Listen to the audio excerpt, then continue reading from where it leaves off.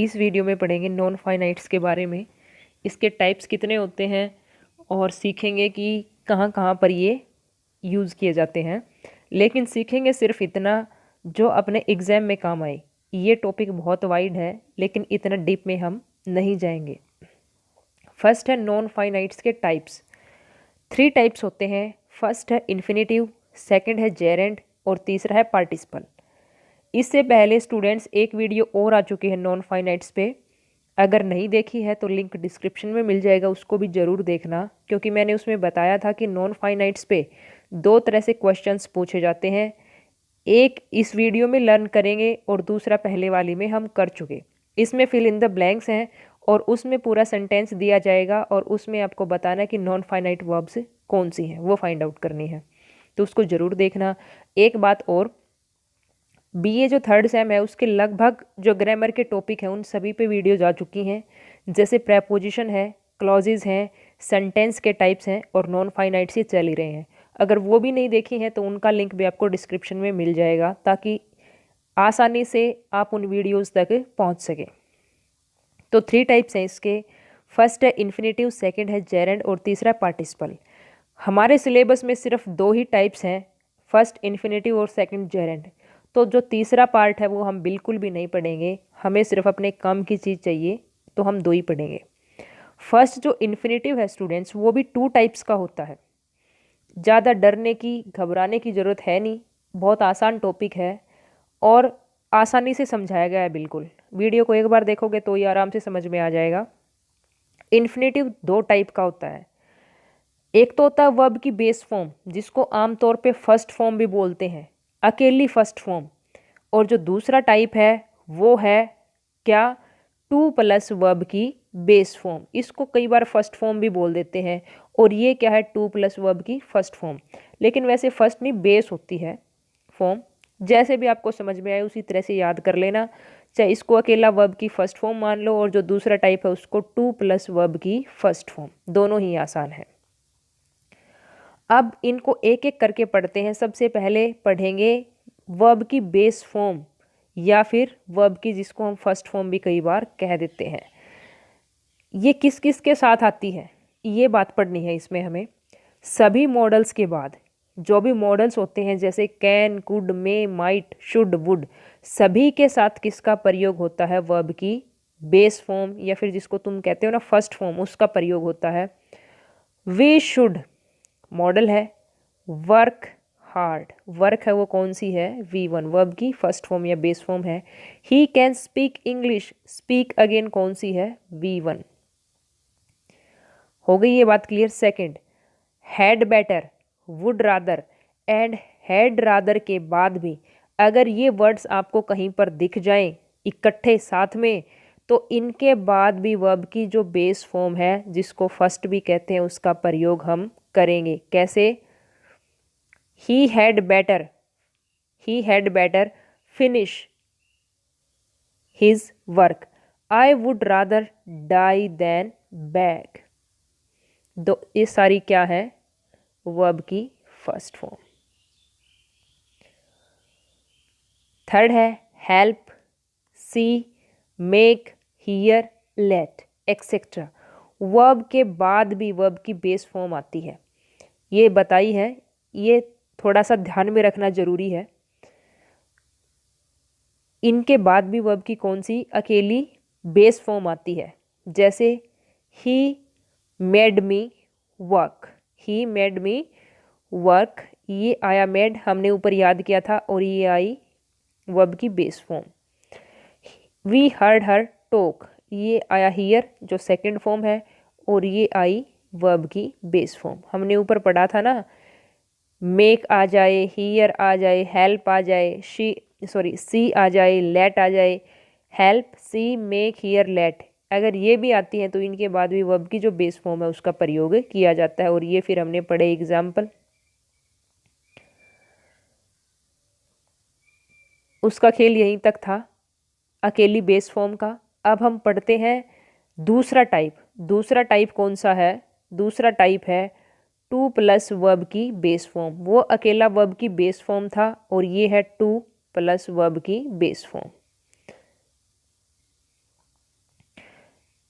इसमें पढ़ेंगे हम पहला रूल, इट इज़ हो या वॉज हो, इट इज़ या वॉज ईजी से शुरू होने वाले वाक्यों में अगर कोई इट इज़ ईजी या इट वॉज ईजी से शुरू हो रहा है तो उसमें भी टू प्लस वर्ब की first form. It is easy to advise others, to plus verb की फर्स्ट फॉर्म। सेकंड है टू और एनएफ के साथ, टू और एनएफ के साथ, he is too weak to walk, आ गया ना टू प्लस वर्ब की base form. He is intelligent, NF, NF होता है काफ़ी पर्याप्त, वो इतना पर्याप्त है, इतना काफ़ी इंटेलिजेंट है। टू सोल आ गया टू प्लस वर्ब की base form, to solve the paper, कि वो पेपर को आराम से सोल्व कर पाएगा। ये ध्यान में रखना, ये कंस्ट्रक्शन बहुत ज़्यादा आता है, ये फॉर्मेशन, ये संरचना he is too weak to walk के बहुत बार पूछी जाती है। ये यहाँ तक आपको फिल करके दे देंगे और आगे आपको ये फिल करना है, जो ये टू वॉक बच गया। ये स्टूडेंट्स को ध्यान नहीं रहता कि ये जहाँ पर दिख जाए वहाँ पे टू प्लस वर्ब की बेस फॉर्म आएगी एनएफ के तुरंत बाद, और जैसे ये एनएफ आया इसके तुरंत बाद। नो हाउ टू वाले वाक्यों में, अब नो हाउ टू वाले वाक्य कौन से होते हैं? एग्जाम्पल देखो, आई नो, मैं जानता हूँ, हाउ टू ड्राइव, कि ड्राइव कैसे की जाती है। हाउ के बाद क्या देखने को मिल रहा है? To plus base form. He knows, वह जानता है, हाउ टू कुक, कि कैसे पकाया जाता है खाना। हाउ के बाद भी क्या आया? टू प्लस वर्ब की बेस फॉर्म। कुछ फिर आगे इसमें भी वर्ब दे रखी हैं, होप, जैसे डिसाइड, होप होता उम्मीद करना, डिसाइड निर्णय करना, एग्री सहमत होना, लर्न सीखना, एक्सेट्रा के साथ भी टू प्लस वर्ब की बेस फॉर्म का प्रयोग होता है जब किसी इच्छा या तत्परता को दिखाया जाए। जब कोई काम तुरंत करने का हो या फिर कोई इच्छा दिखाई जाए तो उसमें इन सभी के साथ किसका प्रयोग होगा? टू प्लस वर्ब की बेस फॉर्म का। जैसे ही डिसाइडेड, उसने निर्णय किया, टू गो एट वंस, तुरंत जाने का, मिल गया हमें डिसाइड के बाद। आई होप्ड, मैंने उम्मीद की थी, इच्छा की थी, ये आ गई ना बात ये वाली भी। To pass the exam, exam को पास करने की। उसके बाद है जेरेंड। जेरेंड अपना स्टूडेंट्स आएगा सेकंड नंबर पे, क्योंकि फर्स्ट कौन सा था? फर्स्ट था इन्फिनेटिव, तो हमारा यही बच गया। अब इन्फिनेटिव के बाद कौन सा होगा? जेरेंड, ये गलती से थर्ड लिखा गया। जेरेंड का मतलब ही क्या होता है? जेरेंड का मतलब ही होता है वर्ब की बेस फॉर्म, ये आप कहते हो जिसको फर्स्ट फॉर्म भी कह सकते हैं, प्लस आईएनजी, इसको कहते हैं जेरेंड। वर्ब की फर्स्ट फॉर्म या फिर आप बेस फॉर्म भी कह सकते हो, प्लस आईएनजी, उसको हम क्या कहेंगे? जेरेंड। और ये सेंटेंस में काम करेगा किसका? नाउन का। नाउन का मतलब क्या होता है? संज्ञा। आप देखते हैं ये वर्ब की फर्स्ट फॉर्म प्लस आईएनजी किसके साथ आता है? अब एक आधी वर्ब तो ध्यान में आती ही होगी, जैसे वर्ब की फर्स्ट फॉर्म प्लस आईएनजी, कोई एक बताओ। प्ले है, फर्स्ट फॉर्म है या बेस फॉर्म है? आईएनजी लगा दिया, क्या बन गया? प्लेइंग। और ये नाउन के तौर पे काम करे तो हम इसको क्या कहेंगे? जेरेंड। अब इसका प्रयोग कहाँ कहाँ पे होगा? प्रेपोजिशन के बाद हमेशा जेरेंड का प्रयोग होता है। प्रेपोजिशन पढ़ के आए हैं, कौन कौन सी होती हैं? अमंग है, बिटवीन है, ऑफ है, टू है, एट है, ये सारी क्या होती हैं? प्रेपोजिशन होती हैं। इसके बाद भी किसका आएगा? जेरेंड का प्रयोग होता है। जैसे एग्जाम्पल देखो, she is fond of travelling, of क्या होती है? प्रेपोजिशन होती है, और ये लगाया हमने जेरेंड। ट्रैवल और प्लस में आईएनजी। पजेसिव केस के साथ, पजेसिव केस मुझे नहीं पता, आना तो आपको चाहिए क्योंकि आप बीए सेकेंड ईयर में हो, नहीं आता तो भी समझ लो। पजेसिव केस वो केस होता है जिसमें हम अपना संबंध या अधिकार किसी चीज़ के प्रति दिखाते हैं। एग्जाम्पल्स पढ़ो। आई लाइक, मुझे पसंद है, योर सिंगिंग, योर मीन्स होती है तुम्हारा या तुम्हारी, और सिंगिंग का मतलब आपको पता ही है। तो जो ये वर्ड है योर, ये कौन सा केस है? पजेसिव केस है। ये कैसा वर्ड है? ये पजेशन दिखाने वाला, अधिकार या संबंध दिखाने वाला वर्ड है। और इसको प्रोनाउन वाले चैप्टर में कौन सा केस बोलते हैं? पजेसिव केस, अगर योर, हिज, हर, ये सारे पॉजेसिव केस होते हैं, अगर ये आ रखे हैं तो उनके बाद भी किसका प्रयोग करेंगे, जेरेंड का, वर्ब की बेस या फर्स्ट फॉर्म प्लस आईएनजी का। सेकंड एग्जाम्पल और देखो, आई ऑब्जेक्टेड हिज कमिंग लेट। यहाँ पे जो वर्ड है ना हिज मीन्स उसका या उसकी। I objected his coming late, coming means होता है आना, और यहाँ पे जो हिज है वो भी कौन सा केस है, पॉजेसिव, जो क्या दिखाता है, कोई अधिकार या संबंध दिखाता है। इसके बाद भी कमिंग आया, इसके बाद भी वर्ब की बेस या फर्स्ट फॉर्म प्लस आईएनजी आया। ऊपर वाले दोनों पार्ट्स की तरह इसमें भी कुछ एक ऐसी वर्ब होती हैं जिनके बाद हमेशा जेरेंड का प्रयोग होता है, और ये बहुत ज़्यादा इम्पोर्टेंट है याद करनी। उन दोनों के कंपैरिजन में ये ज़्यादा इम्पोर्टेंट है। कुछ वर्ब्स जैसे लाइक, स्टार्ट, माइंड, अरे माइंड का तो बहुत ज़्यादा आते हैं, क्वेश्चंस भी बहुत ज़्यादा पूछे जाते हैं क्वेश्चंस। एन्जॉय और कीप और माइंड से बहुत ज़्यादा बार पूछा जाता है सेंटेंस के साथ, हमेशा जेरेंड का प्रयोग होता है। कौन कौन सी बताई, लाइक, स्टार्ट, माइंड, एन्जॉय और कीप, इन साथ सभी के साथ जेरेंड यानी वर्ब की फर्स्ट फॉर्म प्लस आईएनजी का प्रयोग होता है। एग्जाम्पल्स पढ़ो, ही स्टार्टेड वर्किंग, आ गया gerund. Here, I don't mind, mind के बाद भी किसका, वर्ब की फर्स्ट फॉर्म प्लस आईएनजी का प्रयोग होता है। तो ये तो पढ़ी हमने कुछ रूल्स, अब हम पढ़ेंगे इसकी एक्सरसाइज। एक्सरसाइज, जब भी आप वो सारे रूल्स याद कर लो, एक बार में नहीं 2 बार में याद हो जाएंगे, ध्यान से सुनोगे तो एक बार में याद हो जाएंगे।